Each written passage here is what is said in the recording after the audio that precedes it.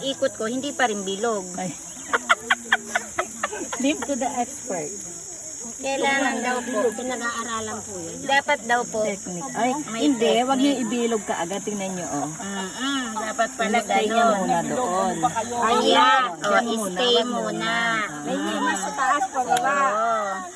Ganun pala. Pag mas ipapababa. Ano din mo siya? Kasi nandito po, may harina po siya dito, di ba? Para pag yung pinagtanggalan mo ng stick, may takip. O, di ba? Wala siyang butas. Walang butas. Ganun. Dapat pala walang butas. Eh, dapat maganda may butas. Paano tutusukin pag walang butas? May butas. Oo nga. Dapat ba nakakita ng itlog na may Hotdog. butas? Hotdog ang may butas. Kaya nga huwag yung butasan. Nalagyan natin nagkakatawa yung itlog. Nagkabutas to. Sabihin nila siguro, ano samahan man ang bibig nitong mga to? Wala nang edit to, ha? Nauna ka kaya. Uy, bakit?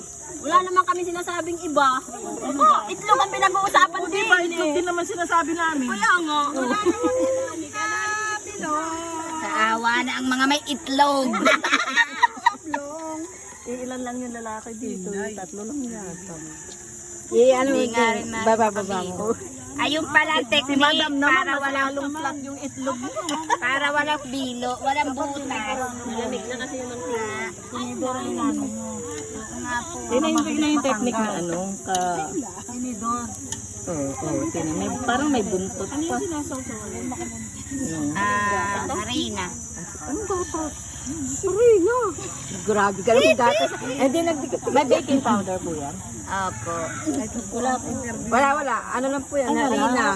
May baking powder tong konti ka. Wala daw. Hindi naman kailangan pansayin yan eh. Gusto mo kailangan mo Harina lang palsayin po yan? ba? Lagay mo lang sa rep pag lumamig. Halina. Okay. Pag nilagyan mo kaya ng baking, aba yan ay puputok-putok. Lalabas yung itlog.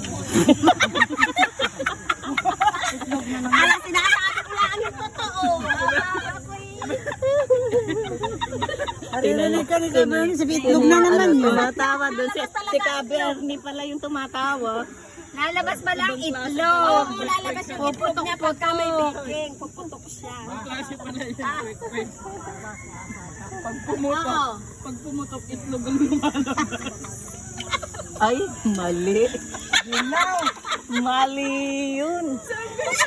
Dilaw. Pumutok, lalabas ang itlog. Kasi yun. Usapang itlog. Yan, dito na lang at ano, baka maiba na yung usapan namin dito. Sa lahat.